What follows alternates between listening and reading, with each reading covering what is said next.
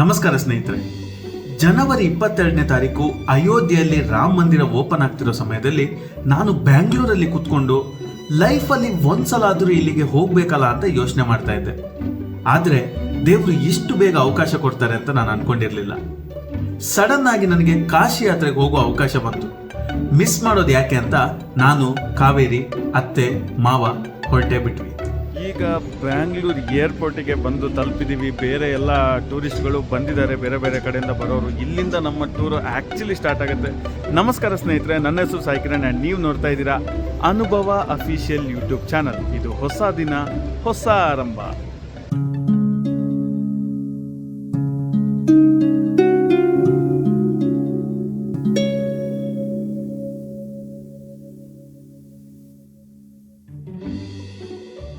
Ticket ಎಲ್ಲ ready ಆಯಿತು.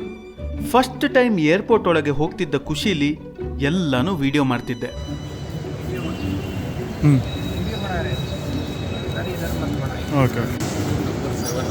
First entry ಹೇಗಾಯಿತು ಏರ್ಪೋರ್ಟಲ್ಲಿ? ಏರ್ಪೋರ್ಟ್ ಫಸ್ಟ್ ಎಂಟ್ರಿನೇ ಪೊಲೀಸ್ ಹತ್ರ ಬಯಸ್ಕೊಂಡೆ, ಕ್ಯಾಮ್ರಾ ಒಳಗೆ. ಚೆಕ್ಕಿಂಗ್ ಎಲ್ಲ ಆಯಿತು. 1 hour ವೆಯ್ಟ್ ಮಾಡಿದ ಮೇಲೆ ಫ್ಲೈಟ್ ಹತ್ತೋ ಟೈಮ್ ಬಂದೇ ಬಿಡ್ತು. ವಿಮಾನದ ಒಳಗೆ ಬಳಗಲ್ಲಿ Hi sir, good morning. Hello ma'am. So this is seat number 20. It's in back sir. You can check the operating number. Yeah, sure. Thank you. असली या झीली करने के लिए इस तरह और पेटी खोलने के लिए इस तरह फ्लैप उठाएं। इस विमान में 8 द्वार हैं। 2 विमान के पिछले भाग में 4 ओवरविंग पर और 2 द्वार आगे की ओर हैं। ನಮ್ಮದು ಅರ್ಲಿ ಮಾರ್ನಿಂಗ್ ಫ್ಲೈಟ್ ಆಗಿದ್ದರಿಂದ ತುಂಬಾನೇ ಮಂಜಿತ್ತು. So take off 1 hour late ಆಯಿತು. ವಿಮಾನದ ರೆಕ್ಕೆ ಜೊತೆ ಸೂರ್ಯನ ಕಣ್ಣಾಮುಚ್ಚಾಲೆ ಆಟ ಮನಸ್ಸಿಗೆ ಖುಷಿ ಕೊಡ್ತು. ಲ್ಯಾಂಡಿಂಗ್ ಮಾತ್ರ ಭಯಾನಕವಾಗಿತ್ತು. ನೋಡ್ತಿದ್ದಂಗೆ ರೆಕ್ಕೆ ಫುಲ್ ಓಪನ್ ಆಗೋಯ್ತು. ನಂಗಂತೂ ಗಗನಸಖಿ ಹೇಳಿದ್ದೆಲ್ಲ ನೆನಪಾಯ್ತು. इस विमान में 8 द्वार हैं। 2 विमान के पिछले भाग में 4 ओवरविंग पर और 2 द्वार आगे की ओर हैं। ಅಂತೂ ಡೆಲ್ಲಿ ತಲುಪಿದ್ವಿ. ಇಲ್ಲಿ ಡ್ರೈವರ್ಸ್ ಅವರವರ ಗೆಸ್ಟ್ಗೋಸ್ಕರ ನೇಮ್ ಪ್ಲೇಟ್ ಇಟ್ಕೊಂಡು ವೇಟ್ ಮಾಡ್ತಿದ್ದಾರೆ. ನಮ್ದಂತೂ ಬಸ್ ರೆಡಿ ಇತ್ತು. ಡೆಲ್ಲಿ ಒಳಗೆ ಕರ್ಟನ್ ಯೂಸ್ ಮಾಡಂಗಿಲ್ಲ, ಯಾರು ಕರ್ಟನ್ ಬಿಚ್ಚಂಗಿಲ್ಲ. ದೆಹಲಿಯಿಂದ ನಾವು ನೆಕ್ಸ್ಟ್ ಮುಂದೆ ಹೋಗ್ತೀವಲ್ಲ ಅವಾಗ ಕರ್ಟನ್ ಬಿಚ್ಚಬಹುದು. ಇಲ್ಲಿ ರೂಲ್ ಮಾಡಿದ್ದಾರೆ. ಅದು ಗ್ಯಾಂಗ್ ರೇಪ್ ನಡೀತು ಹಿಂದೆ, ಅದು ನಡೆದಾಗಿನಿಂದ ಎಲ್ಲೂ ನಾವು ಕರ್ಟನ್ ಯೂಸ್ ಮಾಡಂಗಿಲ್ಲ. ದಯವಿಟ್ಟು ಕರ್ಟನ್ ಯಾರು ತೆಗಿಬೇಡ್ರಿ. ಫಸ್ಟ್ ಇನ್ನೊಂದು ಮಾಹಿತಿ ಏನಂದ್ರೆ, ನಾವು ಹೋಗಿದ್ದು ಪ್ಯಾಕೇಜ್ ಟ್ರಿಪ್ ಅಲ್ಲಿ. ಪ್ಯಾಕೇಜ್ ಟ್ರಿಪ್ ಅಂದ್ರೆ ನಮ್ ಜೊತೆ ಅಡಿಗೆಯವರು ಇರ್ತಾರೆ, ಆಮೇಲೆ 3 ಹೊತ್ತು ಫುಡ್ ತಿಂದಿರ್ತೀವಿ, ಹೋಟೆಲ್ ಅಲ್ಲಿ ಸ್ಟೇ ಮಾಡಿರ್ತೀವಿ. ಇದನ್ನೆಲ್ಲ ತೋರಿಸ್ತಾ ಹೋದ್ರೆ ವಿಡಿಯೋ ತುಂಬಾನೇ ಲೆಂತ್ ಆಗುತ್ತೆ. ಅದಕ್ಕೆ ಯಾವ್ದು ಇಂಪಾರ್ಟೆಂಟ್ ಪ್ಲೇಸ್ ಇದೆಯೋ, ನಾನು ಯಾವ್ದು ಕವರ್ ಮಾಡಿದ್ದೀನೋ ಅದನ್ನ ನಿಮಗೆ ತೋರಿಸ್ತಾ ಹೋಗ್ತೀನಿ. ಯಾಕಂದ್ರೆ ತುಂಬಾ ಕಡೆ ನಮಗೆ ವಿಡಿಯೋ ಮತ್ತೆ ಫೋಟೋದ ಅವಕಾಶ ಕೂಡ ಇರಲ್ಲ. ಅಂತ ಪ್ಲೇಸ್ಗಳನ್ನ ನಾನು ತೋರ್ಸಕ್ಕಾಗಲ್ಲ. ಎಷ್ಟಾಗತ್ತೆ ಅಷ್ಟು ಕವರ್ ಮಾಡಿದ್ದನ್ನ ನಾನು ನಿಮಗೆ ತೋರಿಸ್ತಾ ಹೋಗ್ತೀನಿ. ಸರ್, ಇವಾಗ ರಾಜ್ಘಾಟ್ ಹೋಗ್ತಾ ಇದೀವಿ. ರಾಜ್ಘಾಟ್ ಮಹಾತ್ಮ ಗಾಂಧೀಜಿಯವ್ರ ಸಮಾಧಿ, ಶಕ್ತಿ ಸ್ಥಳ ಕೂಡ ಅಲ್ಲೇ ಇರೋದು. ಅಲ್ಲಿ ಚರಣ್ ಸಿಂಗ್ ಅಂತಂದು ಅವರು ರೈತರಿಗೋಸ್ಕರ ಓಡಾಡಿದ್ರಲ್ಲ, ಅವ್ರದ್ದು ಕೂಡ ಸಮಾಧಿ ಅಲ್ಲೇ ಇದೆ. ನೋಡಿ ಎಷ್ಟು ಚೆನ್ನಾಗಿ ಮಾಡ್ಯಾರ ಗಾಂಧೀಜಿದು ಮೂರ್ತಿ. ಮೇ ಬಿ ಬ್ರಾನ್ಸ್ ಅನ್ಸುತ್ತೆ, ಸಕ್ಕತ್ತಾಗಿ ಮಾಡ್ಯಾರ ನೋಡಿ. ನನಗೆ ಪರ್ಸ್ನಲಿ ಅನಿಸಿದ್ದು ಡೆಲ್ಲಿ ತುಂಬ ಕ್ಲೀನ್ ಅನಿಸುತ್ತೆ. ಕಂಪೇಟಿವ್ಲಿ ಬೇರೆ ಪ್ಲೇಸ್ಗಳಿಗೆ ಕಂಪೇರ್ ಮಾಡಿದರೆ ತುಂಬ ನೀಟಾಗಿದೆ ಅಂತ ಅನಿಸುತ್ತೆ. ತುಂಬ ಮೇಂಟೈನ್ ಮಾಡಿದ್ದಾರೆ ಎಲ್ಲ. ನೀವು ಇವನ್ನ ರೋಡ್ ನೋಡಿ, ರೋಡ್ ಕ್ವಾಲಿಟಿ ಕೂಡ ಅಷ್ಟೇ ತುಂಬ ಚೆನ್ನಾಗಿ ಮೇಂಟೈನ್ ಮಾಡಿದ್ದಾರೆ. 1948ರಲ್ಲಿ ಮಹಾತ್ಮ ಗಾಂಧೀಜಿಯವರ ಹತ್ಯೆಯ ನಂತರ ಅವರ ಅಂತ್ಯಕ್ರಿಯೆ ಮಾಡಲಾಯಿತು. ನಂತರದಲ್ಲಿ ಅವರ ನೆನಪಿಗಾಗಿ ಸುಂದರವಾದ ಉದ್ಯಾನವನದ ಮಧ್ಯ ಕಪ್ಪು ಅಮೃತಶಿಲೆಯನ್ನು ಬಳಸಿ ಸ್ಮಾರಕವನ್ನು ರಚಿಸಲಾಯಿತು. ಮುಂದೆ ನಾವು ಹೋಗ್ತಿರೋದು ಅಕ್ಷರಧಾಮಕ್ಕೆ. ಅಲ್ಲಿ ಹೋಗಬೇಕಾದ್ರೆ ಕೆಲವು ರೂಲ್ಸ್ ಆ್ಯಂಡ್ ರೆಗ್ಯುಲೇಷನ್ಸ್ನ ಫಾಲೋ ಮಾಡಬೇಕು. ಅದು ಏನು ಅನ್ನೋದನ್ನ ನಮ್ಮ ಗೈಡ್ ತಿಳಿಸಿಕೊಡ್ತಾರೆ. ಅಕ್ಷರಧಾಮ ಒಳಗಡೆ ಹೋಗ್ಬೇಕಿದ್ರೆ ಮೊಬೈಲ್ ಅಲೋ ಇಲ್ಲ, ಎಲೆಕ್ಟ್ರಾನಿಕ್ ಐಟಮ್ ಏನು ಒಳಗಡೆ ಒಯ್ಯಂಗಿಲ್ಲ. ನೀರಿನ ಬಾಟ್ಲು ಹೋಗುತ್ತೆ, ಪೆನ್ ಹೋಗಲ್ಲ, ತಿನ್ನೋ ಐಟಮ್ ಏನು ಹೋಗಲ್ಲ. ಚಾಕ್ಲೇಟು, ಅಡಿಕೆ ಚೀಟು, ಗುಟ್ಕ, ತಂಬಾಕು, ಸಿಗರೇಟ್ ಅಂಥವು ಏನು ಇದ್ರೂ ಕೂಡ ಯಾವುದು ಒಳಗಡೆ ಹೋಗಲ್ಲ. ಅಕ್ಷರಧಾಮದಲ್ಲಿ ನಮಗೆ ಫೋಟೋ ಅಥವಾ ವಿಡಿಯೋದ ಅವಕಾಶ ಇರಲಿಲ್ಲ. ಆ್ಯಕ್ಚುಲಿ ನನಗೆ ಪರ್ಸ್ನಲಿ ಅದೇ ಒಳ್ಳೇದು ಅಂತ ಅನ್ನಿಸ್ತು. ಯಾಕಂದರೆ ನಾವು ಎಷ್ಟೇ ವಿಡಿಯೋದಲ್ಲಿ ತೋರಿಸಿದ್ರು ಕೂಡ ಅಲ್ಲಿ ಹೋಗಿ ಎಕ್ಸ್ಪೀರಿಯನ್ಸ್ ಏನು ಮಾಡ್ತೀವಲ್ಲ ಅದಂತೂ ಸೂಪರ್ ಆಗಿರುತ್ತೆ. ಅಲ್ಲಿದ್ದು ಸೌಂಡ್ ಇರ್ಬೋದು, ಅಥವಾ ಅಲ್ಲಿದ್ದು ಲೇಸರ್ ಶೋ ಇರ್ಬೋದು, ಅಥವಾ ಬೇರೆ ಬೇರೆ ಸ್ಕಲ್ಪ್ಚರ್ಗಳು ಅವ್ರು ಮಾಡಿದ್ದಿರ್ಬೋದು. ತುಂಬಾ ಅಲ್ಲಿ ತಿಳ್ಕೊಳ್ಳೋಕ್ಕಿದೆ. ನಿಮಗೆ ಎಷ್ಟೇ ಆದರೂ ನಾನು ಅದನ್ನು ವಿಡಿಯೋದಲ್ಲಿ ಕವರ್ ಮಾಡೋಕ್ಕೆ ಆಗ್ತಿರ್ಲಿಲ್ಲ. ನಿಮಗೆ ಅವಕಾಶ ಸಿಕ್ಕಿದಾಗ ಡೆಫಿನೆಟ್ಲಿ ಅಕ್ಷರಧಾಮಕ್ಕೆ ಒಂದ್ಸಲ ಹೋಗಿ ಬನ್ನಿ ಅಂತ ಹೇಳ್ತೀನಿ. ಈಗ ನೆಕ್ಸ್ಟ್ ಡೇಗೆ ನಾವು ಮೂವ್ ಆಗ್ತಾ ಇದ್ದೀವಿ. 2ನೇ ದಿನ ಎಲ್ಲೆಲ್ಲಿ ಹೋದ್ವಿ ಅಂತ ನಾನು ನಿಮಗೆ ಹೇಳ್ತಾ ಹೋಗ್ತೀನಿ. ನಮಸ್ಕಾರ, ಗುಡ್ ಮಾರ್ನಿಂಗ್. ಇವತ್ತು ನಮ್ಮ ಟೂರ್ದು 2ನೇ ದಿನ ಆರಂಭ ಆಗ್ತಾ ಇದೆ. ಇವತ್ತು ನಾವು ಡೈರೆಕ್ಟಾಗಿ ರಿಷಿಕೇಶಕ್ಕೆ ಹೋಗ್ತಾ ಇದ್ದೀವಿ. ಅಲ್ಲಿ ಕೆಲವು ಲೋಕಲ್ ಪ್ಲೇಸ್ಗಳನ್ನ ನೋಡಿಕೊಂಡು ಹರಿದ್ವಾರಕ್ಕೆ ಹೋಗ್ತೀವಿ. ಹರಿದ್ವಾರದಿಂದ ನಾವು ಗಂಗಾರತಿನ ನೋಡಿಕೊಂಡು ಆಮೇಲೆ ಅಲ್ಲೇ ಸ್ಟೇ ಆಗ್ತೀವಿ. ನಿಮಗೆಲ್ಲ ತಿಳಿದಿರೋ ರೀತಿಯಲ್ಲೇ ನಮ್ಮ ಉತ್ತರ ಭಾರತದ ದೇವಸ್ಥಾನಗಳಿಗೆ ಹಾಗೂ ದಕ್ಷಿಣ ಭಾರತದ ದೇವಸ್ಥಾನಗಳಿಗೆ ಹಲವಾರು ರೀತಿಯ ಆಚರಣೆಗಳಲ್ಲಿ ವ್ಯತ್ಯಾಸ ಇರುತ್ತೆ. ಆ ವ್ಯತ್ಯಾಸಗಳು ಏನು ಹಾಗೂ ದೇವಸ್ಥಾನಗಳ ಬಗ್ಗೆ ಇನ್ನೂ ಹೆಚ್ಚಿನ ಮಾಹಿತಿಯನ್ನ ನಮ್ಮ ಪ್ರಯಾಣ ಮುಂದುವರಿಸ್ತಾನೆ ತಿಳ್ಕೊಳ್ತಾ ಹೋಗೋಣ. ನಮ್ಮ ಕಡೆ ಸೌತ್ ಇಂಡಿಯಾ ಕಡೆ ದೇವ್ರ ನೋಡಿದ್ರೆ ಭಯ ಭಕ್ತಿ ಬರುತ್ತೆ. ಇಲ್ಲಿ ದೇವ್ರನ್ನ ನೋಡಿದ್ರೆ ಪ್ರೀತಿ ಬರುತ್ತೆ ಅಷ್ಟೇ. ಭಯ ಭಕ್ತಿ ಬರಲ್ಲ, ಪ್ರೀತಿ ಹುಟ್ಟುತ್ತೆ. ಕಾಯಿ ಆಮೇಲೆ ಪ್ರಸಾದ, ಊಟ, ಇವು 3 ಎಲ್ಲ ದೇವಸ್ಥಾನಗಳಲ್ಲೂ ಇದ್ದಾವೆ. ಇಲ್ಲಿ ಯಾವ ದೇವಸ್ಥಾನದಲ್ಲೂ ಇಲ್ಲ. ನಾರ್ತ್ ಇಂಡಿಯಾದಲ್ಲಿ ಎಲ್ಲೂ ಇಲ್ಲ. ಊಟ ಪ್ರಸಾದ ಇಲ್ಲ, ಹಣ್ಣು ನೈವೇದ್ಯ ಮಾಡೋಂಗಿಲ್ಲ, ಕಾಯಿ ಹೊಡೆಯೋಂಗಿಲ್ಲ, ಯಾವುದೂ ಇಲ್ಲ. ಇಲ್ಲಿ ಹೋಗೋದು, ಕೈ ಮುಗಿಯೋದು, ಬರೋದು. ಇಲ್ಲಿ ಒಂದೇ ಒಂದು ಏನಪ್ಪ ಅಂದರೆ ಆರತಿ ಒಂದು ಮಾಡ್ತಾರಷ್ಟೇ. ಆರತಿ ಬಿಟ್ಟರೆ ಏನು ಮಾಡಲ್ಲ. ನಮ್ಮ ದಕ್ಷಿಣ ಭಾರತದಲ್ಲಿ ಯಾವ ರೀತಿ ಋಷಿಮುನಿಗಳು ಹಾಗೂ ಸನ್ಯಾಸಿಗಳ ಪರಂಪರೆ ಇದೆಯೋ ಅದೇ ರೀತಿ ಉತ್ತರ ಭಾರತದಲ್ಲಿ ಅಖಾಡಗಳು ಹಾಗೂ ನಾಗಾ ಸಾಧುಗಳ ಪರಂಪರೆ ಇದೆ. ಅವರ ಜೀವನ ಶೈಲಿನೇ ವಿಚಿತ್ರ ಬಿಡಿ. ಅದರ ಬಗ್ಗೆ ಹೆಚ್ಚಿನ ಮಾಹಿತಿಯನ್ನ ನಮ್ಮ ಗೈಡ್ ಗುರು ಹೊರತು ತಿಳ್ಕೊಳ್ಳೋಣ. ಇಲ್ಲಿ ಸಾಧುರು, ಸಂತರು, ತಪಸ್ವಿಗಳು ಜಾಸ್ತಿ. ಇವರು ಮಾಡೋ ತಪಸ್ಸಿನಿಂದನೇ ಪೂರ ಇಂಡಿಯಾಕ್ಕೆ ಒಳ್ಳೇದಾಗುತ್ತೆ ಅನ್ನೋದು ಭಾಳ ನಂಬಿಕೆ ಇದೆ ಸರ್. ಸಾಧುರು ಸಂತರೆಲ್ಲ ಪೂರ ಇಲ್ಲೇ ಇರೋದು. ಆಮೇಲೆ ಈ ಕಡೆನೇ ಪ್ರತಿ 12 ವರ್ಷಕ್ಕೊಂದ್ಸಲ ನಾಗಾ ಸಾಧುಗಳಿಂದ ಕುಂಭಮೇಳ ನಡೆಯುತ್ತೆ. ಇಲ್ಲೂ ಕುಂಭಮೇಳ ನಡೆಯುತ್ತೆ. ಆಮೇಲೆ ನಾವು ಪ್ರಯಾಗ್ರಾಜ್ ಹೋಗ್ತೀವಲ್ಲ, ತ್ರಿವೇಣಿ ಸಂಗಮ, ಅಲ್ಲೂ ಕೂಡ 12 ವರ್ಷಕ್ಕೊಂದ್ಸಲ ಕುಂಭಮೇಳ ನಡೆಯುತ್ತೆ. ಪೂರ ನಾಗಾ ಸಾಧುಗಳು ನೋಡೋಕೆ ಸಿಗೋದು ಅಲ್ಲಿ ಮಾತ್ರ. ಪ್ಯೂರ್ ನಾಗಾ ಸಾಧುಗಳು. ಮೊದಲು ನಾಗಾ ಸಾಧುಗಳು ನಿಮಗೆ ಕಾಶಿ ಒಳಗೆ ಸಿಗ್ತಿದ್ರು ನೋಡೋಕ್ಕೆ. ಯಾಕಂದರೆ ಅಲ್ಲಿ ಊಟಕ್ಕೋಸ್ಕರ ಬರೋರು. ಏನು ಊಟ ಅಂತಂದರೆ ಬಾಡಿನ, ಸುಟ್ಟಿರೋ ಬಾಡಿನ ಸತ್ ಹೆಣ ತಿಂತಿದ್ರು ಅವರು. ಈಗ ಅವ್ರು ಅಷ್ಟೇ. ಮನುಷ್ಯ ಮಾಡೋದನ್ನು ನಾಗಾ ಸಾಧುಗಳು ಯಾವುದೂ ಮಾಡಲ್ಲ. ನಾವು ಬಟ್ಟೆ ಹಾಕ್ತೀವಿ, ಅವ್ರು ಬಟ್ಟೆ ಹಾಕಲ್ಲ. ನಾವು ಊಟ ಮಾಡ್ತೀವಿ, ಅವ್ರು ಊಟ ಮಾಡಲ್ಲ, ಹೆಣ ತಿಂತಾರೆ ಅವರು. ಈಗೂ ನಾಗಾ ಸಾಧುಗಳು ಹೆಣನೇ ತಿಂತಾರೆ. ಮನುಷ್ಯನ ಮುಟ್ಟಲ್ಲ, ಮನುಷ್ಯನ ಕಣ್ಣೆತ್ತು ನೋಡಲ್ಲ. ಅವ್ರು ಯಾರಾದ್ರೂ ಮುಟ್ಟಿದ್ರು ಅಂತಂದರೆ ಅವ್ರ ಜೀವನದೊಳಗೆ ಎಂಥ ದರಿದ್ರ ಇದ್ರೂ ಕೂಡ ಉದ್ಧಾರ ಆಗ್ತಾರೆ. ಅವರು ಮನಸಾರೆ ಮುಟ್ಟಬೇಕು. ನಾವು ಹೋಗಿ ಅವ್ರ ಹಿಂದೆ ಬಗ್ಗಿ ಮುಟ್ಟಿ ಅಂದರೆ ಅದು ಆಗಲ್ಲ. ಅದು ಕುಂಭಮೇಳ ಒಳಗೆ ನಡೆಯುತ್ತೆ. 12 ವರ್ಷಕ್ಕೊಂದ್ಸಲ ಕುಂಭಮೇಳ ನಡೆದಾಗ ಭಾಳ ಜನ ಪಬ್ಲಿಕ್ ಬಂದು ಸೇರ್ತಾರೆ. ಒಬ್ಬ ಪಬ್ಲಿಕ್ನೂ ಮುಟ್ಟಲ್ಲ ಅವರು. ಕೆಲವು ಯಾರೋ ಒಬ್ರನ್ನ ಮುಟ್ಟಬೇಕು ಅಂದರೆ ಅವರು ಎಷ್ಟು 12 ವರ್ಷಕ್ಕೊಂದ್ಸಲ ನಡೆಯುತ್ತಲ್ಲ, 12,000 ನಾಗಾ ಸಾಧುಗಳು ಬರ್ತಾರೆ. ಎಲ್ಲ ಕಡೆಯಿಂದ ಬರ್ತಾರೆ. ಅವ್ರಿಗೇನು ಫೋನ್ ಮಾಡಿ ಇನ್ವೈಟ್ ಮಾಡಲ್ಲ, ಇನ್ವಿಟೇಷನ್ ಕಳಿಸಲ್ಲ, ಏನೂ ಇಲ್ಲ. ಅವ್ರಿಗೆ ಪ್ರತಿ ತಿಥಿ ಪ್ರಕಾರ ಅವ್ರಿಗೆ ಗೊತ್ತಿರುತ್ತೆ. ಅದ್ರ ಪ್ರಕಾರ ಅವ್ರು ಬಂದ್ಬಿಡ್ತಾರೆ. ಅಲ್ಲಿ ಅವರು ಸ್ನಾನ ಮಾಡಲ್ಲ. ನಾವು ಸ್ನಾನ ಮಾಡ್ತೀವಿ. ಅವರು ಸ್ಮಶಾನಕ್ಕೆ ಹೋಗಿ ಸುಟ್ಟಿರೋ ಹೆಣದ ಬೂದಿ ತೊಗೊಂಡು ಪೂರ ಮೈಗೆ ಹಚ್ಕೋತಾರೆ. ಅದು ಕಾಶಿ ಒಳಗೆ ನಾವು ನೋಡಿದ್ವಿ. ಈಗ ಮೋದಿ ಬರೋಕ್ಕಿಂತ ಮೊದಲೇ ಅದು ಸ್ವಚ್ಛ ಗಂಗಾ ಮಾಡೋಕ್ಕಿಂತ ಮೊದಲು ನಾವು ಅದ್ರಲ್ಲಿ ಸ್ನಾನ ಮಾಡ್ತಿದ್ವಿ. ಯಾತ್ರಿಕರು ಕೂಡ ಮಾಡ್ತಿದ್ರು. ಈಗ ಮುಳುಗಿದ್ರೆ ಕೈಯಾರ ಬಡಿಯೋದು, ಕಾಲಾರ ಬಡಿಯೋದು ಹೆಣದ್ದು. ನಾವು ಸ್ನಾನ ಮಾಡಿದ್ದೀನಿ ಅಲ್ಲಿ. ಸೊ ಅದನ್ನು ಬರೋ ಹೆಣನ್ನು ಕೈ ಕಾಲುಗಳು ತಿನ್ನಕ್ಕಂತಂದು ಅವ್ರು ಒಂದು ದೋಟಿ ಮಾಡಿ ಇಟ್ಕೊಂಡಿರ್ತಿದ್ರು ಕೋಲಿಂದು. ಆ ಕೋಲಿಂದ ಎಳ್ಕೊಳ್ಳೋದು, ಅಲ್ಲೇ ಕೂತ್ಕೊಂಡು ತಿನ್ನೋರು. ಅದು ನೋಡೋಕ್ಕೂ ಕೂಡ ಸಿಕ್ತಿತ್ತು ನಾಗಾ ಸಾಧುಗಳನ್ನ.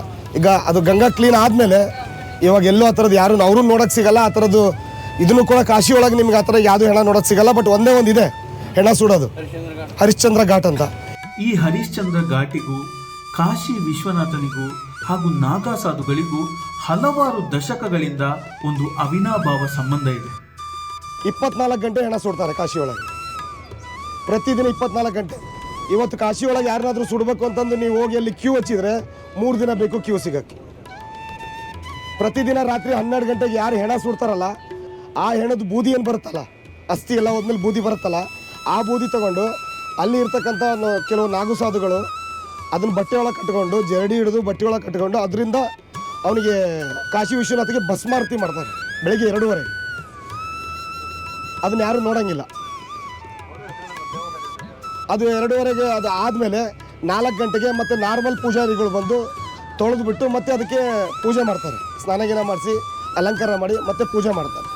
ಆ 4 ಗಂಟೆಗೆ ಪೂಜೆ ಆದಮೇಲೆ 4 ಗಂಟೆ 1 ನಿಮಿಷದಿಂದ 5 ಗಂಟೆ ತನಕ ಸ್ಪರ್ಶ ದರ್ಶನ, ಪಬ್ಲಿಕ್ಕಿಗೆ ಮುಟ್ಟಿ ದರ್ಶನ 1 ಅವರ್ ಮಾತ್ರ. ಅದು ಹಣೆ ಬರ ಸರ್, ಅದು ಲಾಟ್ರಿ ಟಿಕೆಟ್ ಇದ್ದಂಗೆ, ಸಿಕ್ಕರೆ ಸಿಗ್ಬೋದು, ಇಲ್ಲ ಅಂದರೆ ಇಲ್ಲ. ನೋಡಿ, ಮಾತಾಡ್ತಾ ಋಷಿಕೇಶ ತಲುಪಿದ್ದೇ ಗೊತ್ತಾಗಿಲ್ಲ. ಇಲ್ಲಿ ರೋಡ್ಗಳು ಅಗಲ ಇಲ್ಲದೆ ಇರೋದ್ರಿಂದ ನಮ್ಮ ಬಸ್ಸನ್ನು ಇಲ್ಲೇ ಪಾರ್ಕ್ ಮಾಡಿ ಸಣ್ಣ ಆಟೋಗಳಲ್ಲಿ ಹೋಗಬೇಕಾಗತ್ತೆ. ಹೇಳ್ದಂಗೆ ನಾನು ನಿಮಗೆ ನಮ್ಮ ಅಡುಗೆ ಅವರನ್ನು ತೋರಿಸಿಲ್ಲ ಅಲ್ಲ, ನೋಡಿ ಪಾಪ ನಮಗೋಸ್ಕರ ಎಷ್ಟು ಕಷ್ಟಪಡ್ತಾರೆ ಅಂತ. ನಿಮ್ದು ಫುಲ್ ಇಲ್ಲೇ ಅಡುಗೆ ಕೊಂಡು ಇಲ್ಲೇ ಓಪನ್ ಮಾಡ್ಕೊಂಡ್ಬಿಟ್ಟು.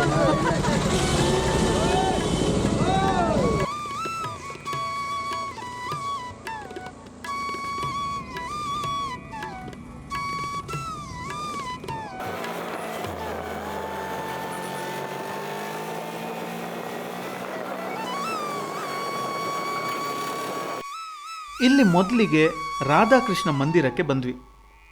ಇಲ್ಲಿರೋ ಮೂರ್ತಿಯಲ್ಲಿ ಒಂದು ವಿಶೇಷತೆ ಇತ್ತು. ಅದೇನೆಂದರೆ ಕೃಷ್ಣನಿಗೆ ಉದ್ದ ಕೂದಲಿದೆ ಹಾಗೂ ಸೀರೆಯನ್ನು ಉಡಿಸಿದ್ದಾರೆ. ಆದರೆ ರಾಧೆಗೆ ಗಿಡ್ಡ ಕೂದಲಿದ್ದು ಕುರ್ತಾ ರೀತಿಯ ಬಟ್ಟೆಯನ್ನು ಉಡಿಸಿದ್ದಾರೆ. ಕಾರಣ ಏನು ಅಂತ ಗೊತ್ತಿಲ್ಲ, ಬಟ್ ವಿಶೇಷ ಅನ್ನಿಸ್ತು.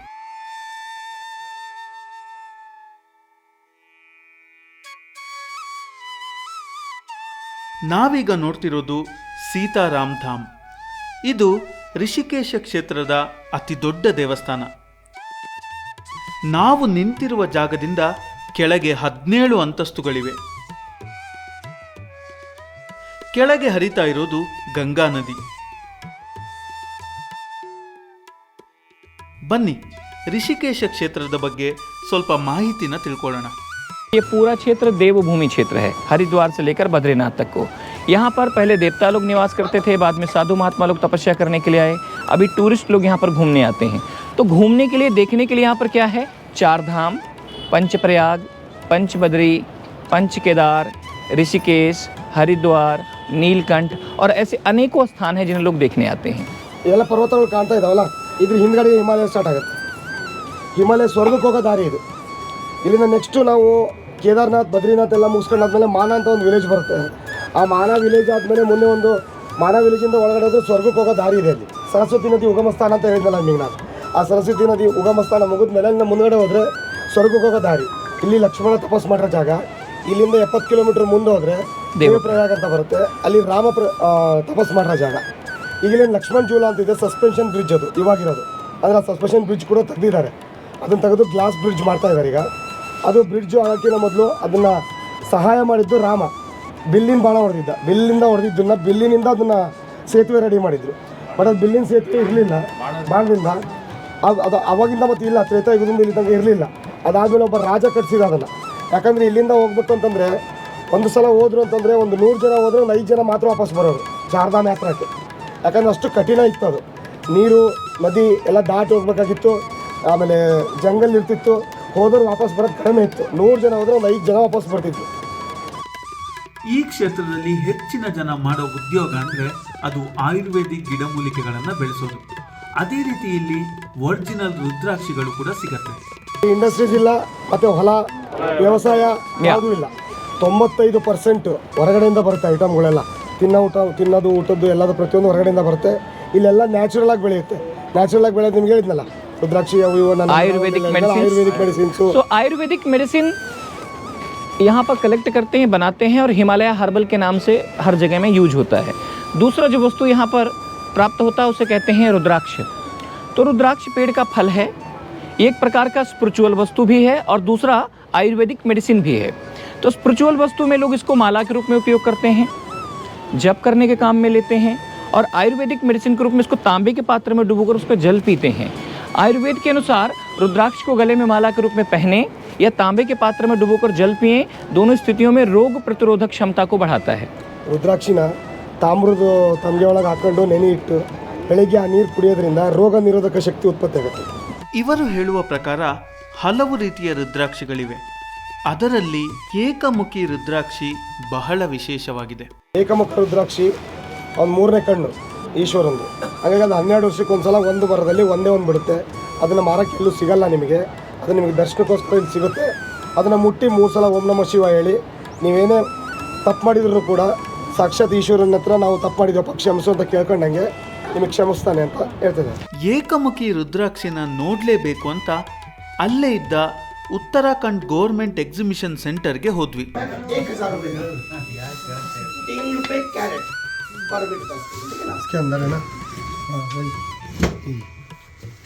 ಸರ್ ಏಕಮುಖ ರುದ್ರಾಕ್ಷಿ. ಏಕಮುಖಿ ರುದ್ರಾಕ್ಷಿಯ ದರ್ಶನದ ನಂತರ ಒರಿಜಿನಲ್ ಸ್ಫಟಿಕನ ಹೇಗೆ ಗುರುತಿಸಬಹುದು ಅನ್ನೋದರ ಬಗ್ಗೆನೂ ಮಾಹಿತಿ ತಗೊಂಡ್ವಿ. तो कैसे मालूम पड़ता है ये असली है? इसको अंधेरे में 2 दानों को पकड़ना है और ऐसा घसना है, इसमें आग निकलेगा. ಇದು ಒರಿಜಿನಲ್ ಅಂತ ನೋಡ್ಬೇಕಾದ್ರೆ ಕತ್ಲ ಮಾಡಿಬಿಟ್ಟು ಅದನ್ನ ತಿಕ್ಕಿದ್ರೆ ಅದರಲ್ಲಿ ಬೆಂಕಿ ಕಾಣುತ್ತೆ. एक बंद लाइट मैं तुम्हें दिखा देता हूँ. एक आप एक को दिखा. ನೋಡಿ ಅದ್ರ ಕಿಡಿ ಕಾಣುತ್ತೆ.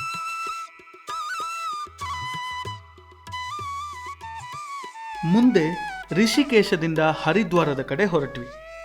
ಆಲ್ರೆಡಿ ಟೈಮ್ ಆಗಿದ್ದರಿಂದ ನೇರವಾಗಿ ಹಾರ್ಕಿ ಪೌರಿ ಅಂದರೆ ಗಂಗಾರತಿ ಆಗೋ ಸ್ಥಳಕ್ಕೆ ತಲುಪಿದ್ವಿ.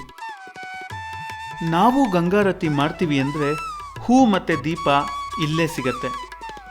ಗಂಗೆ ನೀರನ್ನು ನೀವು ಮನೆಗೆ ತಗೊಂಡು ಹೋಗ್ತೀರಾ ಅಂದರೆ ವಿವಿಧ ರೀತಿಯ ಬಾಟಲ್ಗಳು ಕೂಡ ಇಲ್ಲಿ ಲಭ್ಯವಿದೆ. ಎಲ್ಲರೂ ಭಕ್ತಿಯಿಂದ ಗಂಗಾಮಾತೆಯ ಆರತಿಗೆ ಕಾಯ್ತಾ ಇದ್ದರು.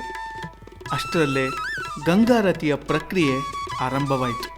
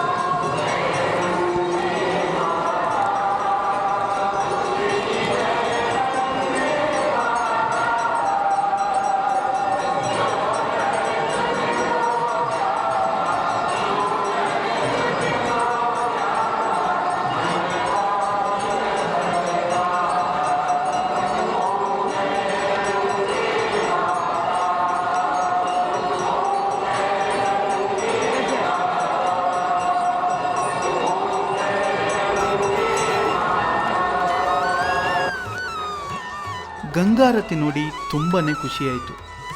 ನೀರಲ್ಲಿ ಕೂಡ ದೇವರನ್ನು ಕಾಣಬಹುದು ಎಂದು ಪ್ರಪಂಚಕ್ಕೆ ತೋರಿಸಿಕೊಟ್ಟಿದ್ದೇ ನಮ್ಮ ಭಾರತದ ಸಂಸ್ಕೃತಿ. ಇಲ್ಲಿ ಹುಟ್ಟಿದ ನಾವೇ ಧನ್ಯರು. ದಿನ ಮುಗಿಯುತ್ತಿದ್ದ ಹಾಗೆ ಆ ಧನ್ಯತಾ ಭಾವ ಎಲ್ಲ ಕಡೆ ಆವರಿಸಿತ್ತು.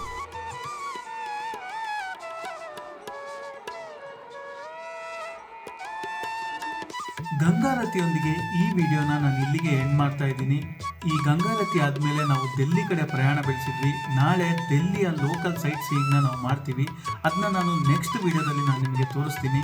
ಐ ಹೋಪ್ ಈ ವಿಡಿಯೋ ನಿಮಗೆ ಇಷ್ಟ ಆಗಿದೆ ಅಂತ ಅಂದ್ಕೊಂಡಿದ್ದೀನಿ. ವಿಡಿಯೋ ಇಷ್ಟ ಆಗಿದ್ದರೆ ಲೈಕ್ ಮಾಡಿ, ಶೇರ್ ಮಾಡಿ. ಅದೇ ರೀತಿ ಈ ವಿಡಿಯೋದಲ್ಲಿ ಕೊಟ್ಟಿರೋ ಮಾಹಿತಿಗಳು ನಿಮಗೇನಾದರೂ ಇಷ್ಟ ಆಗಿದ್ದರೆ ಕಮೆಂಟ್ ಮೂಲಕ ತಿಳಿಸಿ. ಅನುಭವ.official ಚಾನಲ್ನ ಸಬ್ಸ್ಕ್ರೈಬ್ ಮಾಡಿ ಅಂತ ಹೇಳ್ತಾ ಮುಂದಿನ ವಿಡಿಯೋದಲ್ಲಿ ಮತ್ತೆ ಭೇಟಿಯಾಗೋಣ. ನಮಸ್ಕಾರ.